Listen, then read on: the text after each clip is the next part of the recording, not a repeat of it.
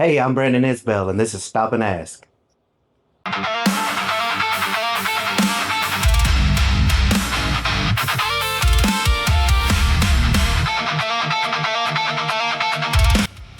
right, Brandon Isbell. How you doing? Pretty good, how you, man? Pretty good. Thanks for sitting down with me. No problem at all. You're actually the first of what hope to be many, so I just want to know your life story. I got some questions for you, and if you want to jump off the questions at some point and tell me a random story you think of, let's go for it. You ready? All right, let's do it. Start from the beginning, man. What was your childhood like growing up? Ooh.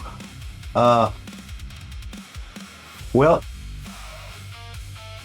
my mama and my daddy split before I was born, so I grew up in a two-household type situation. And, it was pretty good as a kid. I can't say I had it bad. Everybody's got problems. My dad kind of drank. He was a drinker. Well, it wasn't kind of. He was a drinker. My mama's been a hardworking woman my whole life, so I had both worlds pretty much. And I've always been wild and rambunctious, getting into stuff and causing a lot of trouble. That's pretty much the child part of my story. Where'd you grow up at? Actually here in Belmont, until I was 11 years old. We moved to Itawamba and Fulton about the time I was 11, about 5th grade, and then that's when I started getting in more trouble and stuff and getting more rambunctious. Well, I mean, that's pretty common going to Fulton. Yeah. No shame if you're from Fulton, but definitely. So, all right. So, you said you started getting in a little bit of trouble. What kind of trouble were you getting into in 5th grade? Oh Lord, we'll take it back even before 5th grade when I still lived in Belmont. Here in these apartments, actually, I would just wander off when I'd get home from school. I'd just do whatever I wanted to, and I think we wandered through these. No, there wasn't no we. I did it. I wandered through these woods one day and found a building. I couldn't even explain to you where it is now with my adult mind because as a child, I found Narnia. I just popped through the woods. You found a wardrobe. Yeah, and then I got up under that building and beat the floorboards out to get inside of it, just exploring. And I'd do stuff like that and not think nothing about it. I didn't think I was damaging nobody's property or nothing like that. I just found a Narnia building and I want to look at it. So I got in a lot of trouble about that. And then about the time we started moving, I was just...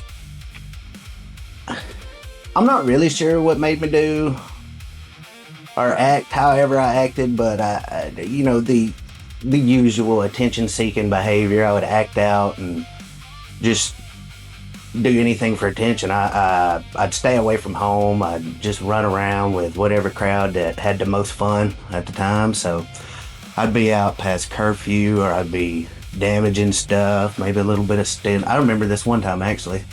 Me and my buddy Preston Howell, we was probably 12 years old. We were walking from my house to his house, which is about a 2-mile walk. And we see this yard sale, so we stopped. And neither one of us had no money. We was just stopping and looking and just wondering, innocent at that point. And he seen this radio he's like, I like that, I wish I could have it. And immediately, no impulse control, I snatched it. And we ran a mile with this whole stereo system. Shouldn't have done that, but we did. And it's a story that I got. There's stuff like that, basically. No impulse control, just do whatever came to mind. Is there anything from your childhood that would have triggered you becoming an addict later in life?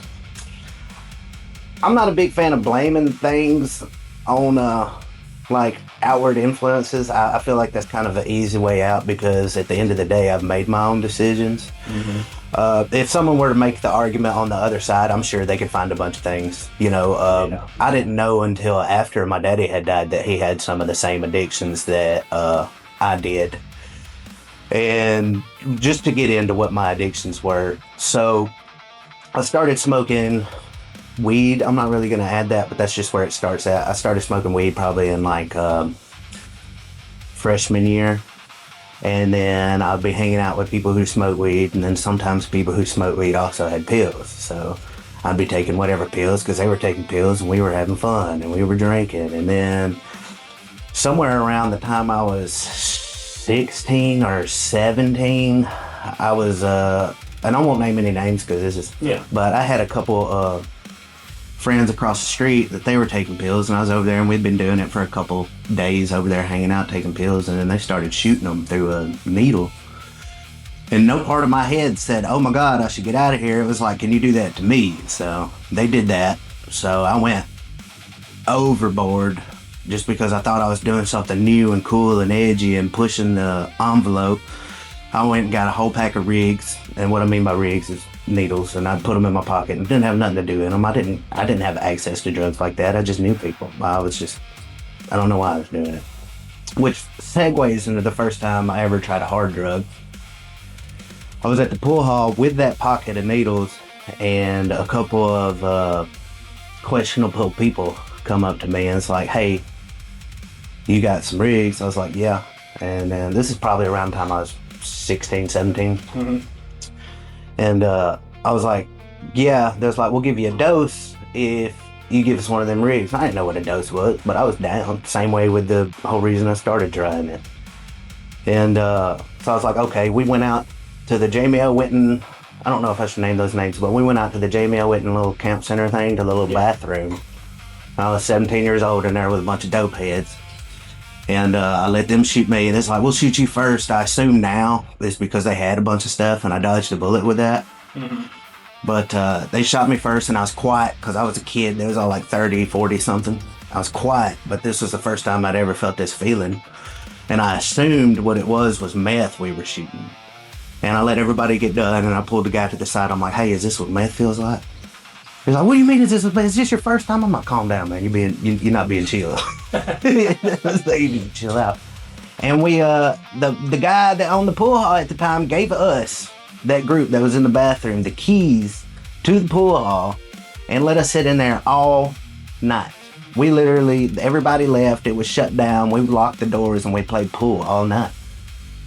And it was a great experience. I was up for 3 days. Nothing bad happened. Nothing weird happened. None of the normal stigma.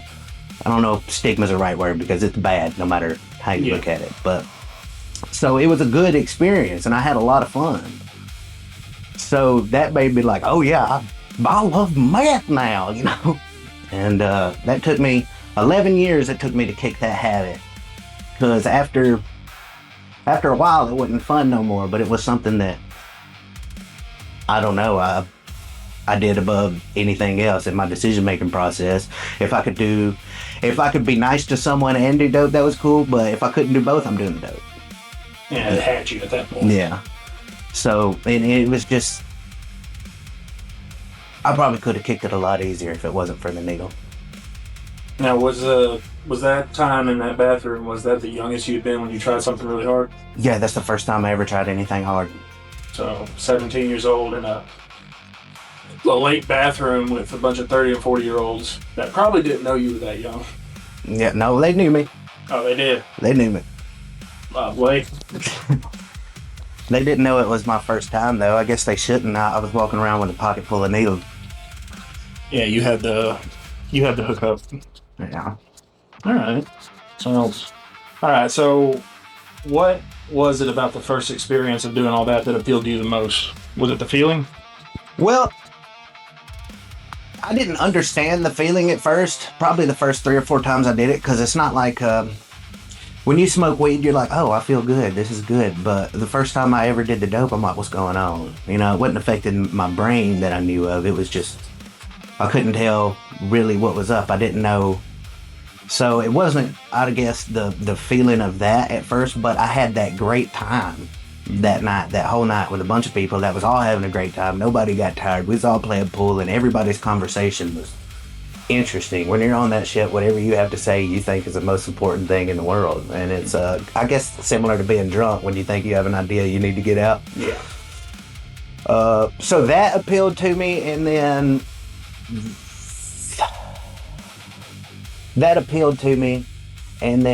the people, they're more not close-knit because they'll turn on each other, but there's definitely a group of those people, and when you're in that and you're in that group of people, you think that's the normal. So in my head I thought everybody was doing this. You know, I'd look around and be like, oh, they're on dope, when really it was just my little my little circle. So everybody I knew did it at that point. After a while, after I kept doing it and made connections and stuff, everybody I knew was doing it. So it really takes getting away from all them. You have to cut everybody off and assume nobody was your friend if they're doing that. Otherwise, you'll never get out of it. Now, I think I've wondered, and I think a lot of people listening would wonder. So you had a big group of people all doing the same drug as you. Is there a thickness within those people? Like, are there a lot of thieves in that situation? Oh, yeah. Would your own person that you call friend steal from you? Yeah, for sure. Yeah, they would. Now it's person to person, but they are way more likely to steal from you than normal people would, and then y'all are way more likely to make up 2 weeks later because somebody got a sack and not think about it. You know what I'm saying? So there's always, like, if you find two dope heads that are best friends, I guarantee you they've done some messed up stuff to each other or to other people, or robbed or stole or slept around, or they're continuously doing it because morals don't really, you know what I'm saying? Your priorities are really out of whack. After being on it for a while too, it really messes with your brain chemistry. So when I got off of it, when I was really off of it, because it was like a petering process. And what I mean by that is I would try to kick it at first, and then I'd make it like a month or two, and then I'd do some more, and I'd be strung out for 6-7 months. And then the next time I'd try to kick it, I'd be off of it for some months. I'd do it for a weekend, and then I'd go back to normal. Then a couple months later, do it for a weekend, and then finally it petered out where I hadn't done anything. And it took a whole year for me to start thinking differently, and I could notice it as it was happening. That's how much of a difference it made in my brain chemistry, that I could notice my brain was changing as it was changing. I could notice I didn't have thoughts that were similar to thoughts I used to had that I recognized as my own thoughts, because I'd been on it for so long that that's just how my brain works in my head. You know, this is just who I am. Turns out that's not the case. I was chemically altered, is what I call it. Yeah. Now, you said you were addicted to stuff for 11 years. Did you go to prison before the 11 years or during? During. There's just as many drugs in prison as there is outside, if not more. They're just more expensive. Now, did your rock bottom, because everyone has a different rock bottom, but did yours come before prison, during, or after? I couldn't tell you what my rock bottom is. I could tell you some low points, but I can't tell you what the exact bottom was where I guess it was my last trip to prison. That's exactly what did it, because my first trip to prison, I was like 18. I was young. Mm-hmm. And then I went in there and I'm cock strong. I'm full of energy and I'm just thugging and doing all this dumb prison stuff. So I didn't learn no lesson. I seen people die. I seen so many people die in prison, and I still didn't learn my lesson. Then when I went back the second time, I was like, all right, yeah, I'm a vet. I've been through this. Had the same mentality, but thought I had prison wisdom. And then that has a what would you call something that has like a value? It has a value in prison, like currency. Yeah, right. It has a currency in prison. You know, your wisdom, your stuff like that. So I thought, but that's looking at it from a mindset that this is what I'm always gonna do, and that was the wrong mindset. And I didn't realize that till my third or fourth trip. Because in my third trip, I was like, man, this sucks. I don't want to do this crap again. And then my fourth trip, I was like, what are you doing? Yeah, definitely. It hits a point, I guess. Yeah. So during this time, when is the first time you realized you actually had a problem? You had to change it. I always knew I had a problem. I just didn't care because it was my problem in my head. You know what I'm saying? Like everybody would be telling me, you gotta do this, or this is gonna do this to you. And I'm like, worry about your own future. I'm doing what I want to do. Mm-hmm. You know, it's my life. I'll live it how I want. So I knew I had a problem, but it was my problem. So I didn't understand why there was so much pressure from everybody else. What I didn't know is it's just because they loved me. I thought it's because they was trying to control me, or they wouldn't understand me, or I have to meet them in their world and they couldn't meet me in mine, if that makes sense. Yeah, I think if we're in a dark place, we think we're the only ones that can see through it. Yeah. So, yeah, okay, I get that. So, all right, so the first time you went to prison, how long? And for what? 2.5 years, and it was burglary and larceny. And they need to change that because that's my last name. Larson. Yeah. So someone with my last name probably did that for the first time. I broke into a place and stole a bunch of guitars. Oh, wow. Well, I say I broke in. I just walked in. The doors were open. And I had been there like earlier in the day and seen all of it. And I was like, dude, These are nice. But I was on drugs and we was on drugs, but I had a buddy who I played guitars and stuff and I could never afford nothing that good. It made me mad that other people could, and I felt like, I guess, I was mad at other people for having chances that I didn't have. Jealousy. Yeah. And so I took them. They got all them back. It wasn't destroyed. We took them. So this isn't actually the charge that got me sent to prison. I went to prison on this charge, but I committed another burglary afterwards, and I'll tell you about that after I tell you this story. Okay. So we walked in there. We pulled the truck up to the back of the building. We walked through the front door. We grabbed all the guitars, threw them in the back of the truck, and then left. And we didn't want to take them to our house because we wanted to be all like, well, yeah, you can look. They're not here. You know, something was said. So I took them to somebody who I thought I could trust. His house. And I was like, hey, I'm going to leave these here for a little while. They're hot. We stole them. But nobody's going to be looking for them here. I'll come back and get them in like a week or so. Mm-hmm. Well, the cops was at my house the next day. So I can only imagine what happened there. I never saw that on the motion of discovery. It wasn't on the motion of discovery who called or whatever, no stuff like that. It was just where they found the stuff at. And that got me non-adjudicated probation, which I really should have took full advantage of. That should have been the moment in my life where I was like, whoa, you got to stop. But because I didn't go and I didn't get any consequences that I could fiscally, you know, that affected me really, it was all. But non-adjudicated probation means if I would have just done my probation, they gave me 18 years. If I would have just done my probation and got off of it, I wouldn't have had a felony on my record. I wouldn't have been convicted, and I wouldn't have went to prison. Mm-hmm. But instead, the next year I committed another burglary and larceny. Yeah. And we broke into this place, and this time I was way into my addiction at this point. So we basically had this trailer, this single wide trailer that was growed up and run to crap. It's crazy that we had power on. I think the dude's granddaddy was paying the power bills the reason it had it. And we was all in there doing drugs. It was like, excuse me, there was like 10 of us. And but we didn't have no money. None of us worked. All we did was drugs. Mm-hmm. So I come up with this idea. We'd break into this place, not for stuff to get money. We'd break into this place that I knew had supplies. We didn't have toilet paper. We didn't have nothing to drink. We couldn't eat. So that's what I went to prison for. I broke into a place and stole toilet paper and drinks and mops and mop buckets and heaters. It was like the middle of winter. And on the news, when they did my thing, they used to do that magazine in Itawamba County where it'd have your face and your charge and stuff. And they said the only thing they listed was toilet paper. You know how much? Yeah, I caught it after that, dude. But that's what sent me to prison, but it's because I broke my probation. So I got sentenced on both of those charges. I got the max on both of those. I had like 18 years, 8 suspended, 10 to serve, and at 25% because it was it was a non-violent crime. So at 25%, I did 2.5 years. I got out. Mm-hmm.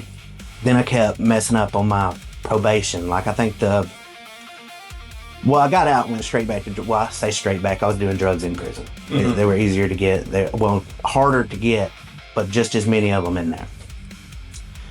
And so I got out. I got full on my addiction again. At this point in time, me and my mama don't have a great relationship. She's loving me. She's there for me. She's not letting me die. She'll feed me and stuff like that. But she couldn't even trust me at this point in time to be in her house because I might steal their stuff or break something, or we would get into it and I would damage some of her property. I just, stuff like that. So, hey, on a side note, real quick, in the peak of your addiction, would you have stolen from your own mother because of that addiction?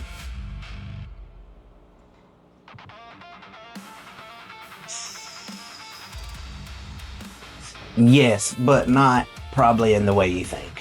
Well, I'm not judging it by any means. I'm just. Well, no, I'm always curious about stuff like that. Like, probably when someone asks or thinks about that question with the addiction thing, they're gonna think I'm like stealing the TV to try to sell it to get some drugs and stuff like that. And I never did that. I never did nothing like that. But I would go steal food, or I'd go steal clothes, or I might. There ain't no telling. I can't remember exactly. I've been accused of taking a lot more than I ever have, but I ain't never stole money from her or, Nothing like that. I can't remember if I ever have, but I know the worst thing I did wasn't stealing, but I would like break into my mama's house. So I remember one time she was living in government housing, which she could have gotten a lot of trouble for, and I didn't have nowhere to sleep, nowhere to go, nowhere to nothing. And at that point in time, she wouldn't let me in her house during the day because of how I was, understandably. And so I would try to sneak in there and try to be out before she left, just, you know what I'm saying? Because besides that, I'm just walking around. I pushed her air conditioner in and crawled through the window one time. So things like that. Yeah. Yeah. You stole a place to stay for a few hours. Yeah. So now so you're on probation at this point. You said you keep messing it up. Yeah. So you go back to prison, right? Yeah. When I mess up, I would go back to prison. I wouldn't do it purposefully, but I just wasn't living right. Like I would get a job, but I would. In furniture, there's a lot of drugs in furniture too, so I could just go to work and get drugs. And so I would keep doing that, and I'd still be bouncing back and forth. Like I'd just be riding couches and stuff. And on probation, you're supposed to have a set place where you're supposed to be at, and they should be able to find you there. And you got a curfew, and I wasn't paying attention to none of that stuff. I think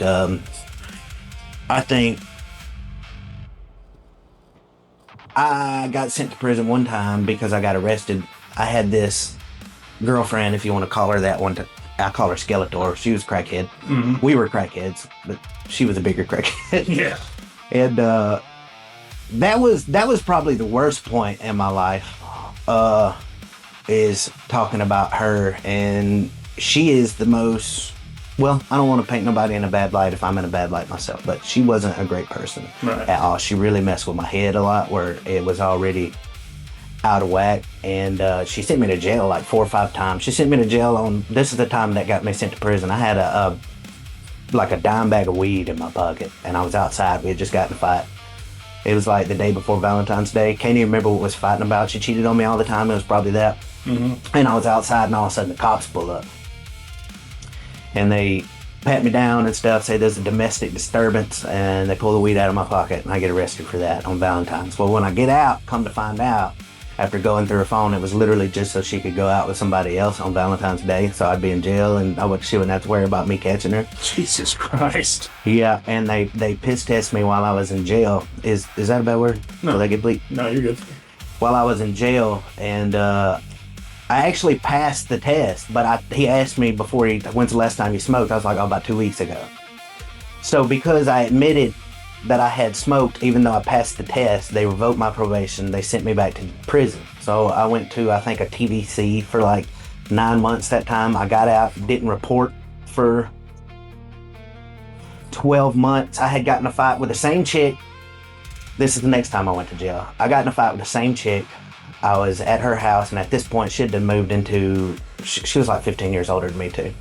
At this point, she'd have moved into a house on her parents' land, so I was having to sneak in because she's called her daddy up there to like fight me off with a baseball bat a whole bunch of times, saying I did stuff I didn't.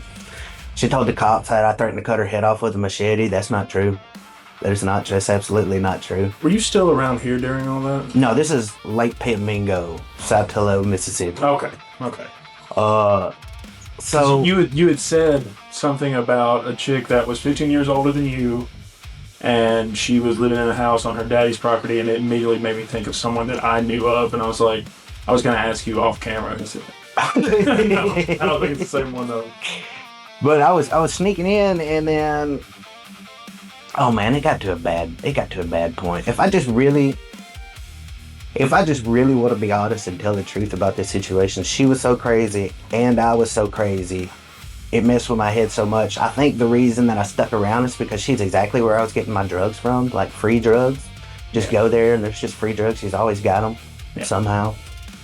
But so that made me not want to leave her alone, I guess, was probably, but in my head I was like, I love her. Yeah. But no, so I can remember like being in a ghillie suit sitting in the woods and watching the house to see if any people pulled up when I wasn't supposed to be there, just with a backpack and flashlights and getting eaten up by mosquitoes and not moving. Because in my head, her eyesight was based on movement. But so stuff like that. So we got into it, and I think I took a bunch of Xanax from her and a bottle of liquor, and I went and I passed out in my mama's yard in my car. And we're still not really good at this point because I'm still fucking up, and she's tired of dealing with me because I lost my daddy when I was 11. So she's the only one, and it's been unfair to her because I've probably used that for leverage, that she's my only person. And she is my mama, but at the same time, I've put that woman through so much hell. It's amazing that I still have one, you know? Yeah. So I was sleeping in the car, and I woke up. My stepdad was putting gas in the car. He was mad at me. He's done dealing with me at this point because she wanted me to leave, and I told her I didn't have a gas. So I woke up, he's putting gas in the car, and he said, now get out of here. Get out of my yard. So I remember getting mad, leaving. I have all these Xanax. I take one. They're the big bars. I take one. I go to the gas station. I'm not feeling it. So I take all of the rest of them. I get on 78, and that's the last thing I remember before I get flashes of me and my brother fighting at his house in Tremont. My older brother was taking care of me because no one else could. And I get flashes. I can't remember what was going on. His story is, which is the real story, his story is that I went home, I put a pizza in the oven, I passed out. So the oven was still on when he got home. He was worried I was going to burn the house down, and he was hollering at me, and I got mad that he was hollering at me, and I got up, and we got to fighting, I guess. And then I remember beating my car to pieces. Cut to, I remember hollering at my brother, then black, then cut to, I'm beating my car to pieces, then cut to, I'm running through the woods. Well, I think I'm running through the woods. I thought I'd done run miles. I'm sweating. I'm jumping over creeks and stuff because the cops were there. And the cop walks straight up to the first bush in the tree line and says, come out, man. I was hiding behind the first bush. Oh, the power of narcotics. Yes. And I remember my brother saying, I don't want to press charges, but I hadn't reported in 12 months. So they took me, and that's when I went to prison. And then this last time, I got a DUI. Once again, I was arguing with a female, different female. I wasn't doing hard drugs at this point in time. Well, I was doing ecstasy at work, and I had developed a really big drinking problem at that point in time. So I went and bought a gun, which I wasn't supposed to do, from a buddy. And we bought a 22, just shoot targets and stuff. Take it down there to my nephews, let them shoot. And we was drinking, we was shooting a gun. I paid for it. I was taking him back to his house, and I got pulled over just because I was speeding. And we had every beer we had drank through the whole night in the car. And my buddy, he had 2 broke hands at this time. Like, I was opening all his beers all night. And a state trooper comes up to the car, sees like 3 cases in the car. He's like, y'all been drinking? I was like, yeah, we've been drinking. So I figured I'd go to jail for a DUI, but I was really trying to hide the fact that I had a gun in the trunk. And so I'm being really cooperative because I don't want them to search the car. Yes, we've been drinking. You see the beers, take me to jail. Can I get somebody to come get my car? And he says, yes, if they can get here in 15 minutes. So I'm like, score. But my buddy with the 2 broke heads was drunk enough to be mad. And he's like 110 pounds, soaking wet. And the state trooper goes to pull him out, and all I see from his car is the state trooper kneeing him in the head and stuff because he's fighting. God. And then I get involved, and we were both on probation, and there was a gun in the car, so I get involved, and I'm like, hey man, stop fighting. Look, I'll bond you out. Stop fighting. Don't worry about it. And I go to jail, and they take me to the DUI. I had a good job at this point in time, too. So I went to jail. I bonded out. The next time I went to my PO, I told them about it because I was trying to do right. I just didn't know how yet. I told them that I had got arrested, and they asked me what for. I told them DUI. They said, when's your court date? And I told them, and they said, okay, that's fine. Just call us then. I was like, okay, sweet. So this ain't gonna be a bigger problem as I thought. I went to court. I pled guilty because I was guilty. I paid my fine, and then my PO called me the same day. And she asked, how did court go? I said, well, I pled guilty. I got a little fine. They took my license. I'm going to get back on track. She's like, all right, well, I need you to come up here. So I told her, I knew she was going to arrest me. I was like, look, man, are you going to arrest me? Just tell me now. I'm coming anyway. I'm not running. Just let me know. And she's like, well, I got a job to do. And I'm like, all right, well, I'll be up here Friday. I ain't got a ride. I ain't got no license. So I did. I told everybody I was going to prison. I had my last little week. Me and my mama went out. We ate Chinese food and went walking around the mall for a little bit, and then she took me in there. Poor mama, she's had to take me to turn myself in probably 3 times. what our mothers won't do for us. It's crazy. I was thinking about running. When it got to about Thursday, I was like, I can't do it. She's like, you get your butt up here. So she helped me out with that. She's probably helped me a lot with my what I said earlier about I don't believe in blaming things on outside things. She's accountability. Now it doesn't mean I'll do the right thing, but I'll be accountable for it. And I think I got that from Mama and her husband Keith. Now you're about to go to prison again at this point because you're about to turn yourself in. Is this your last prison sentence? This is my last prison sentence. Okay, so back up before we go into the brighter side of everything. Was there any point during all of this going to prison, getting out, doing drugs, drinking, that you actually had the thought that you weren't going to survive? Oh yeah, in prison. Okay. I remember sleeping with a broomstick that I had broke the head off of on my chest like this with my shoes on, trying not to sleep, but just looking at the wall and, trying to stay awake because, man, I've seen my first prison trip. I seen the guards kick the brains out of an inmate in there. They pulled him out and they kicked his brains out in the hallway, and then that's the last we ever heard about him. I've seen people drop and die from neglect, but mostly it's the inmate stuff. And on the inside, I was gangbanging, well, organization, but so I was like in the mix of it. Even if I didn't do anything, if somebody on another zone did something, then I've got to boot up and we got to go to war. I've been stabbed. Let's see. Ugh. Look at this lapel. I've been stabbed right here, all in my head. My right eye's lazy because I got 7 bones broke in my eye socket with a padlock. Over $25, and it was my $25. Well, this dude owed me $25, and the rule is, you pay up in prison. The debts will get you hurt and killed more than anything else, and that's all there is going on in prison is debt. It's a big money machine. People are getting rich in prison. And he owed me $25, and I went to ask him about it like a week later after he owed me. Kind of quiet, just pulling him to the side because I'm not very confrontational anymore. I'm trying to get out of it. And he hollered real loud like I was a bunch of choice words where everybody could hear him on the zone. So now I have to do something. So I beat him up. And that's it. The law in prison is once you fight over a debt, that debt is squashed. He didn't owe me no more. It was squashed. I saved my respectability, my whatever you want to call it. And that was it. So I'm playing cards a couple days later on a table, and I got my foot crisscrossed kind of under me, just comfortable. And I'm playing cards at the table, and all of a sudden behind me, this padlock or dominoes or something on a rope or sock or whatever hits me in the eye, and it immediately just closes this thing and splits it open. So I've got blood running in my eyes, and I'm leaned back like this, but my legs are stuck on the table. So I can't get up, I can't move, and that's when they're stabbing me in my chest and my head and stuff. And you can have people tell you that, yeah, they stabbed me 6 times, I kept going. They're lying. I squealed like somebody letting the air out of a balloon real slow. I was like,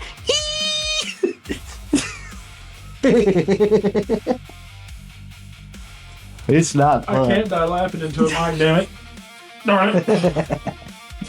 Yeah. Alright, so what? Okay, jumping back just a little bit. What was your first day in prison? First time in prison like? Oh. And how old were you? I want to say I was from 18 to 20 years old, somewhere in there. I know that's a 3-year span. I'd have to look it up to tell you. But I was real young, and you go in there, you've been in jail for a couple of months at this point before you go to prison. So you think you know what's going on, but it's completely different. It's so much bigger. The people in prison are huge. It is the biggest people I've ever seen in my entire life. So county is vastly different from state. Yeah, for sure. Okay. So there's more, once you get in there, you have more there's more you can do in prison. You can move around, there's more space, there's more things you can do. In jail, it's more like lockdown. Jail's actually worse than prison. There's a lot less violence in jail. It's a lot more controlled. There's a lot more officers per inmate in jail, so it's a lot more controlled and safer. But man, does it suck worse. If you gotta do time, I would be doing it in prison, even though it's also, it's a double-edged sword, because in Mississippi prison, I can't speak for all of them, first I want to address this. All the homophobic stuff that people think is going on in prison is not happening in Mississippi. They will kill you for doing that, is what I'm saying. They will kill you. They'll stab you. You will get really hurt in Mississippi prison. I mean, you can just look at you can go to the pages where the MDLC, where they post the people that die in there, and I bet you'll see multiples every day. And that's just how it is. But I would much rather take that than vice versa. So I never had that experience. And that was not on my questionnaire. I'm just going to go ahead and tell you it's not on here. I just want to address that because you say you've been to prison and then everybody's like, oh, big bubble. Yeah. Not the case. But no, the first trip in, my first walkthrough, the first place they send you and you have to go is Rankin County, which is processing, and it's the worst place to be because it's a melting pot. So they have custody levels for a reason. It's to keep other inmates safe to keep non-violent inmates safe from violent inmates. So they house them in different areas. But in processing, everybody's together. Hold on one second before we go any further. So, since we're on this subject of prisoners and stuff, just in case this comes up, we're going to call them, because they're all in prison, PDF files, if you get my drift. Okay. That's how the algorithm, because if you actually say, the algorithm will shut it down. Okay. So PDF files or bad guys messing with kids. Something to that. I could speak on it, but I probably wouldn't have because it's not as... You see them, but... They get protected. Do they get protected in prison? No. At all? Because sometimes on the news you'll see people say, oh yeah, they go to solitary confinement mostly.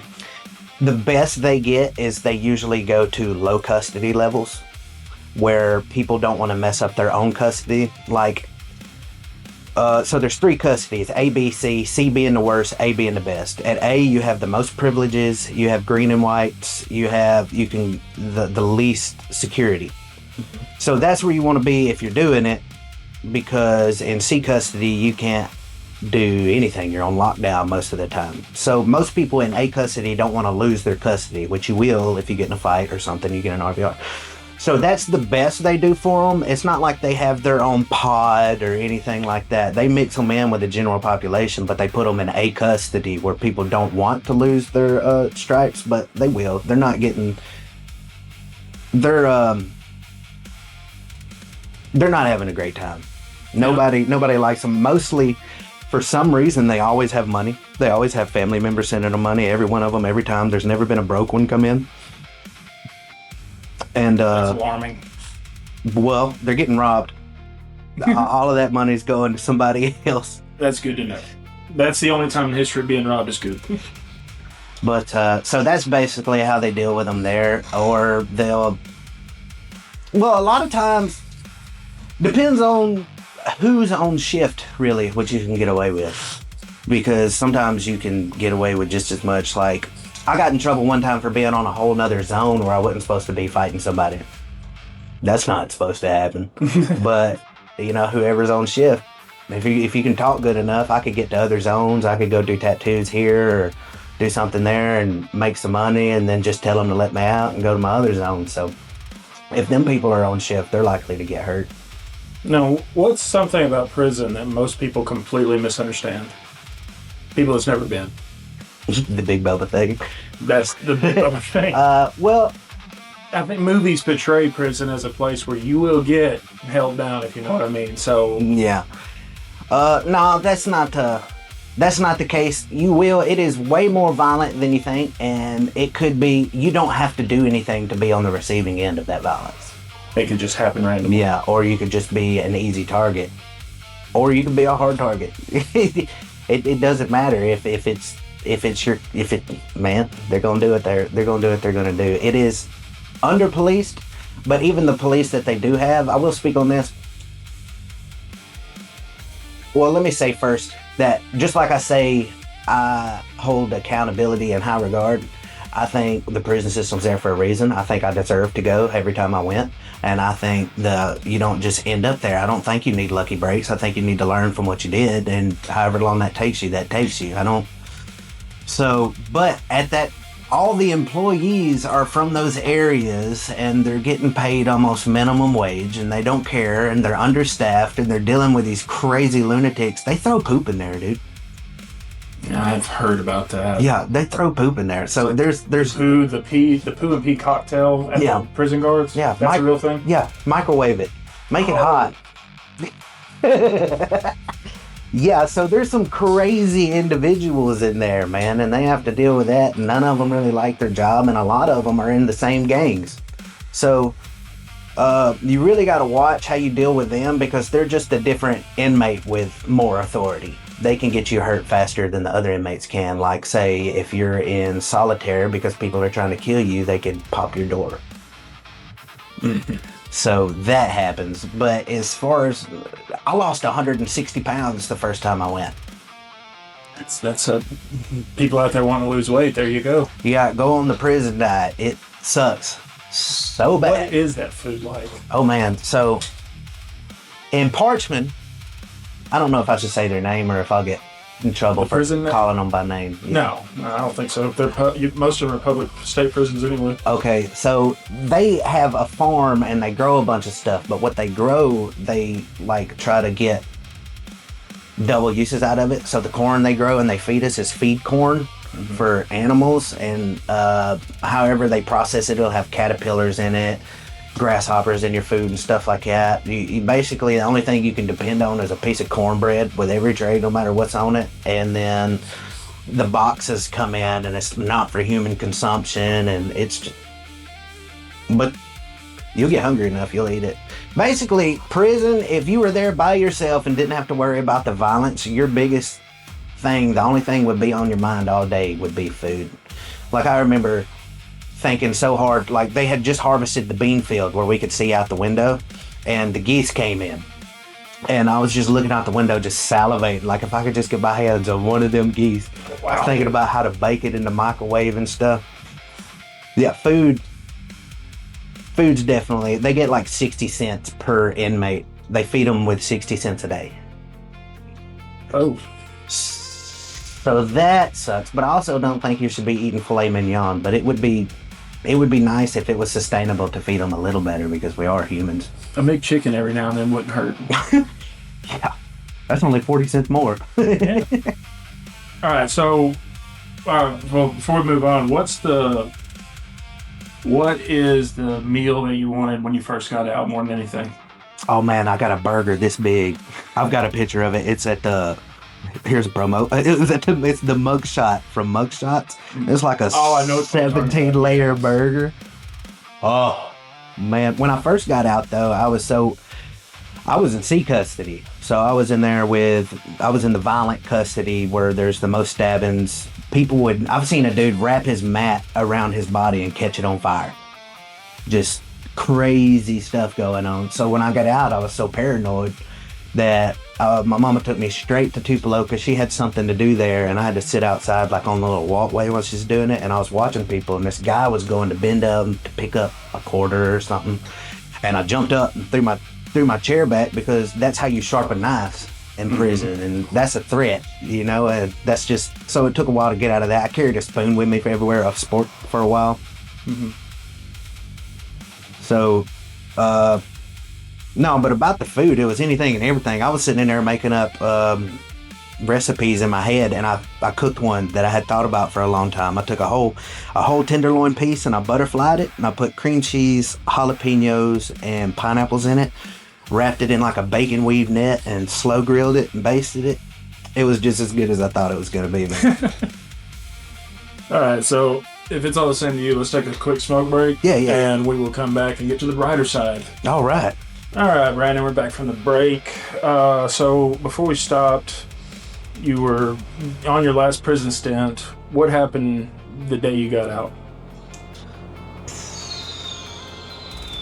Oh man, I can't even remember what I did the day I got out. I think I just went home because I didn't have nowhere, so I went home to my mom's, and I got a job within that week, and I just put my head down and started working. And me and my stepdad, he works on four-wheelers outside of his normal job, so that's all we did, just work on four-wheelers. And go out on the weekends to a friend's house or something if I wanted to. But yeah, I was clean when I got out last time. I didn't do anything. I still smoked weed, but like I said, I don't really.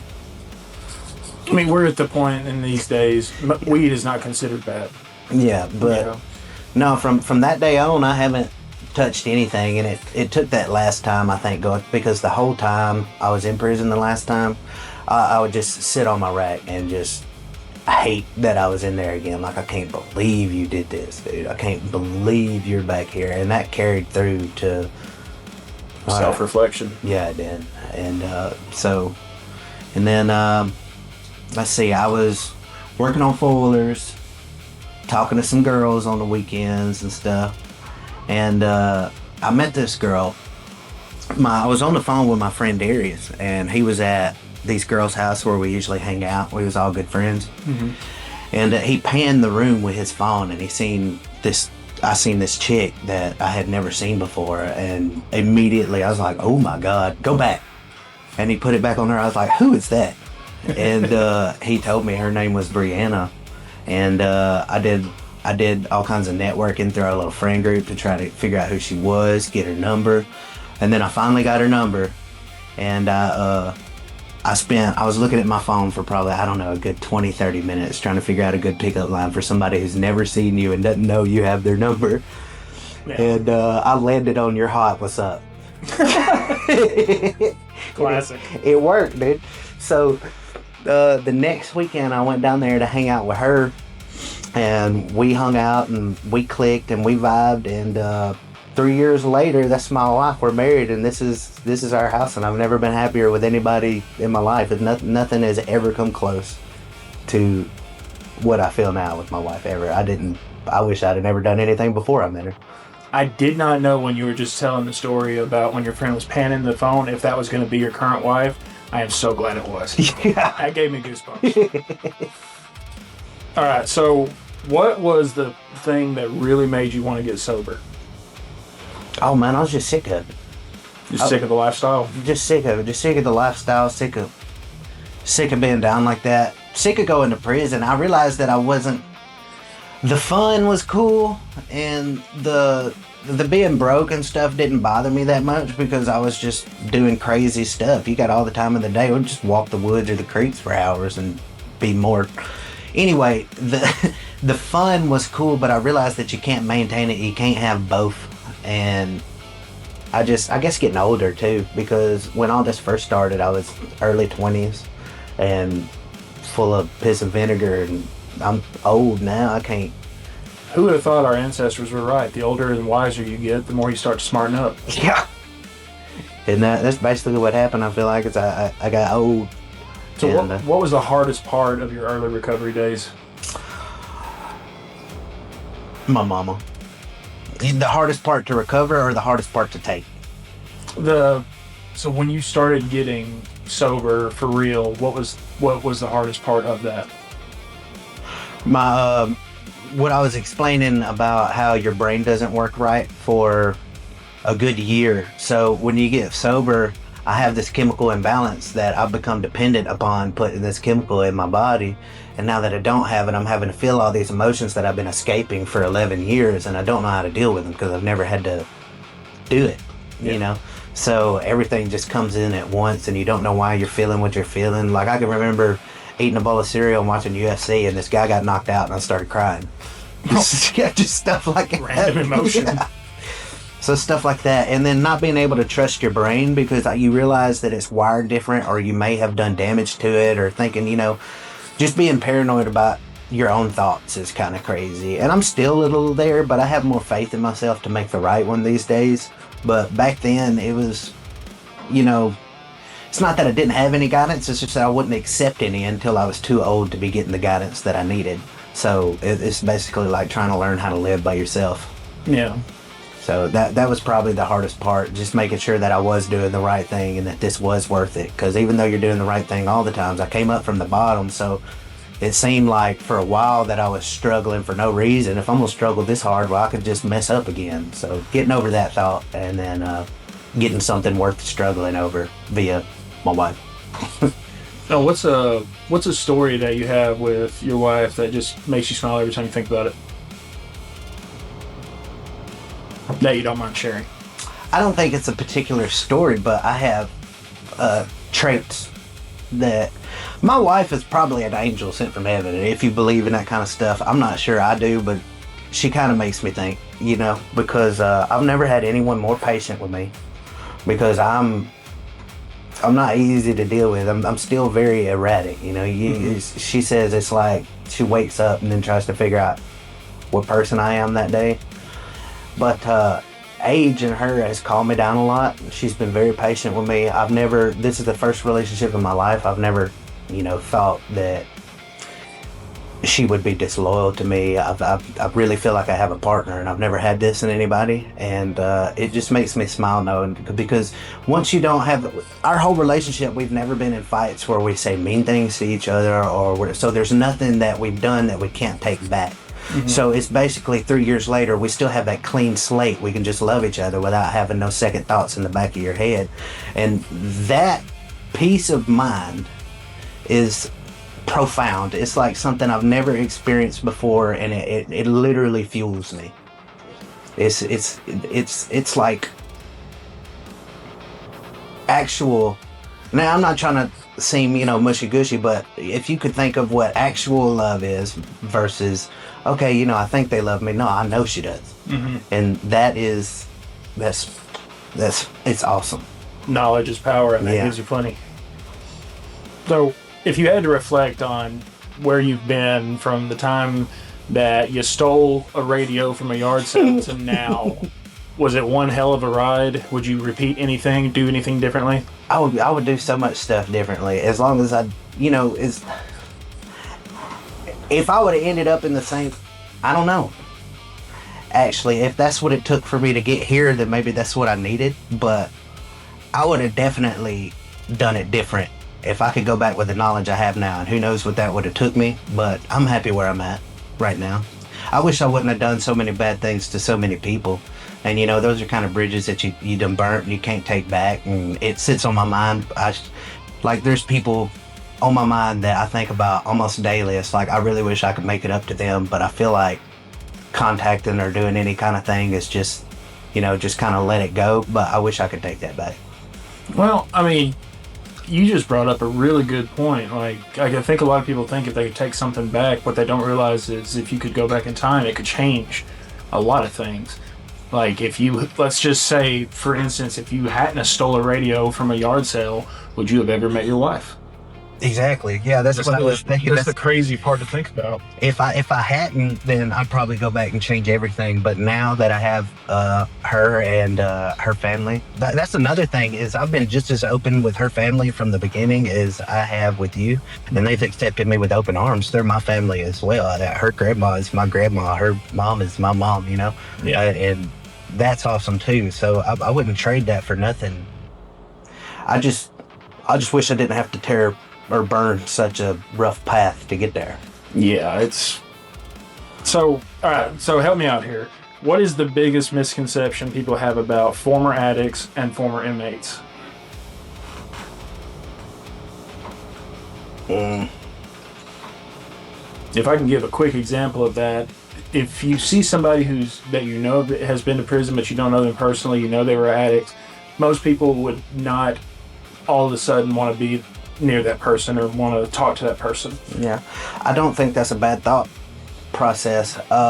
If you want to go by statistics, I'm in a very small percentile who's made full recovery and who's done better. And I understand when people think the same thing about me, but it's usually surprising to new people if they actually get to know me. They're like, oh, you're not what I thought you was at all. Yeah. But that can't be said, and I think it would be unsafe to say that about everybody, because some people are exactly what they look like. Mm-hmm. You're not supposed to judge any book by its cover, but you can. I think you could take a good guess sometimes. You at least give somebody the chance to prove you right. Well, I get what you say. Most people say you're not supposed to judge a book by its cover, but I think a few people would have rather have judged someone like Ted Bundy before they met him. Yeah. Yeah. So it's an There's gray instinct. areas. It's not. It's an instinct. It's not a social construct. You know, it's something. Well, if you look back, so how old are you now? 32. Okay, if you were given, let's say, 30 seconds to talk to your 18-year-old self, your 17-year-old self, what would you say? Can I hit him? Yeah. That's what I do. I just hit him a bunch. Are you going to let him know it's you 20 or 30 years in the future? Yeah. Yeah, no, I wouldn't be a stranger beating it. Well, if you look like you, I'm sure you look differently at 17. You know, I don't think there's any advice that I could give to myself that wasn't given to me at 18. That's a good point. That was a very good point, actually. I had people in my corner, you know. Like I said, my mama, she's a wonderful woman. It's not like she just let me go. She was there the whole time trying to beat sense into me. I was hard-headed. I was really hard-headed. I didn't care about consequences because you can whoop me, but how long can you whoop me? You're going to be done in a minute. Yeah. All right, here's something that probably might get to most folks. So, what message would you give to someone who is sitting alone tonight or during the day or whenever they're watching this, struggling with the same things you went through? What's something you could tell them? If it's the same things I went through, or even if it's just the, I guess either or, yeah. If it's anything similar to what I went through, the best thing I think to do would be the last thing you want to do, and it's seek help for your mental health, because I think a lot of this is spawned from that. I think I already had a chemical imbalance before I started searching drugs, you know, for drugs, and it started doing drugs or something because and then if you're someone with a mental disorder around people who don't have mental disorders and don't know how your mind works, and you don't know how their mind works, and there's only so much connection that y'all can make, and there's only so much advice that's actually, people will give you advice and you'll just think, well, that you don't understand, so it's hard to be related to when you're like that. And a lot of people don't want to seek help because it makes them seem like they're not a whole human. That was kind of my thing. Like, I don't want any kind of, oddly enough, I didn't want any kind of drug dependency to make me normal. I didn't want to have to take anything to make me a person. I just wanted to be a person, and I was upset that I couldn't. That's what I felt like.